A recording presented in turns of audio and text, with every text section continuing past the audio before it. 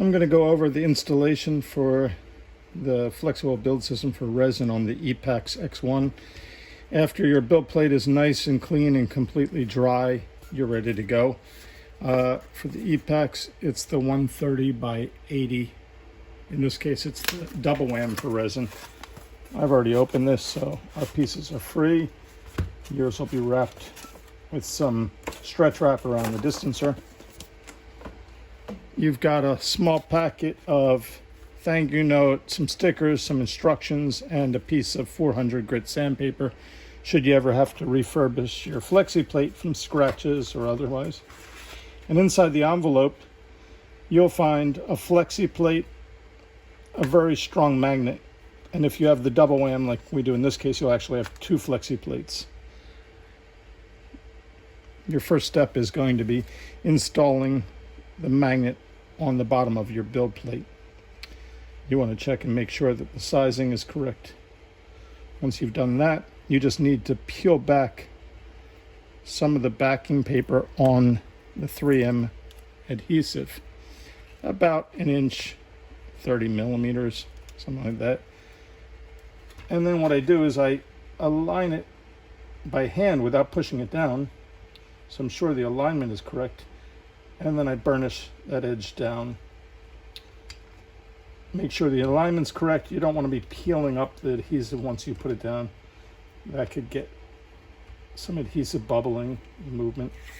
And then I just peel off the backing paper while keeping it centered. And I push down from the center outward. You want to burnish it down pretty well to get the 3M adhesive to really take. This one lined up very well. If there's any bit that's sticking out of the magnet, there's a small hair, less than a millimeter on this edge. I'm going to go ahead and trim that off so that there's nothing that could pry this magnet up later on during the use. So, and a cutter knife. And the only edge that I really see anything overhanging is this one lead edge. So I'll put my knife up against the metal. Be careful your hands are out of the way, please. I'll just trim off that little bit of magnet. The magnet cuts well with a sharp cutter knife, and there we are. I am going to let this sit overnight to allow the 3M to cure well, and then we'll go ahead and start mounting it to the machine. Okay, so I'm going to talk about how to set the Z limit switch for the Epax X1. The Epax has an optical sensor switch down here that when it gets interrupted by something passing between, you see where the red light is, that trips the switch and tells it that the build plate is at its lowest. So our plate is located at the back of the build head here with one screw it's attached. There are two ways to get the extra height. One is to lengthen this back piece through a 3D printed model, which is what is mounted on there right now.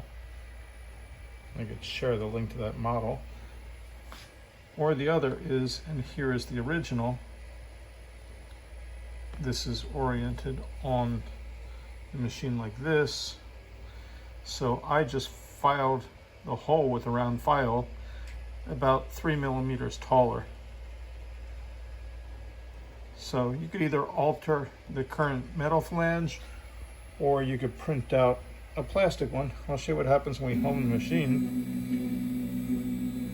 This one has an extended 2.6 millimeters on the bottom. So when that interrupts, I'm sorry about the lighting, when that interrupts the optical switch, tells it it's homed. So this is ready to mount the build head.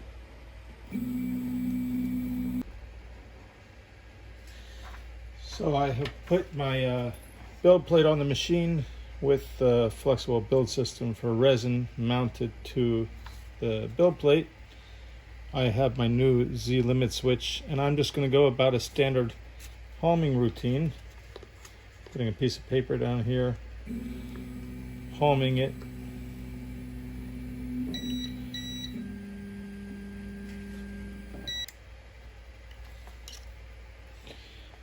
Okay, so I've just loosened all of the screws.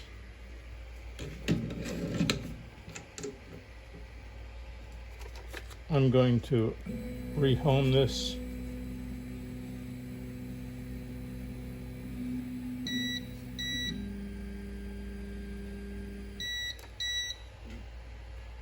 And I'm going to hold down the build plate while I tighten the screws back up. Okay. The bed has been leveled and the screws are all tightened, so I could put on the vat and get to printing. That's it for the installation process.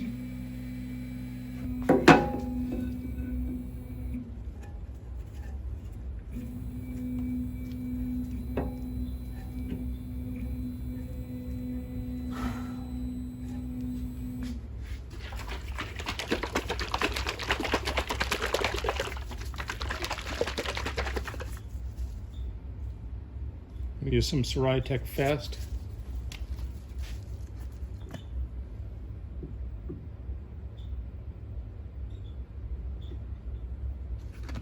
If you like, you could do one more home to make sure there are no obstructions. This is a good practice to quickly look straight down and make sure that your little lift tab is not interfering with the vat walls.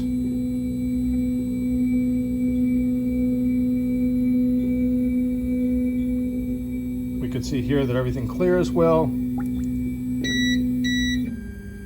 It leveled perfectly. And I'm ready to send it to print. Okay, some prints are finished on my Epax X1. There's also something done on the Elegoo Mars.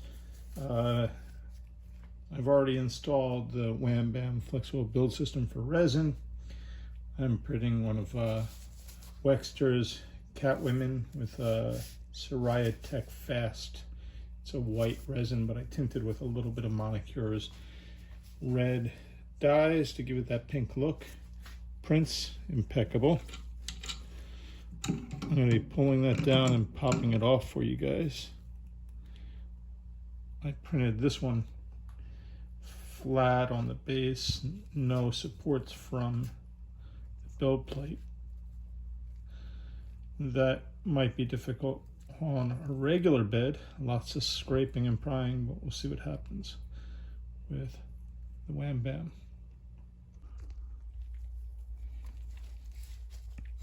Here is Wexter's Catwoman in all her glory, printed on the Epax X1. So to remove the flexi plate, you just have to pry the lift tab slightly and it'll pop right off of there. You could then quickly wipe this down. If you've got a double wham with an extra flexi plate, just throw it back on there and go straight back into printing.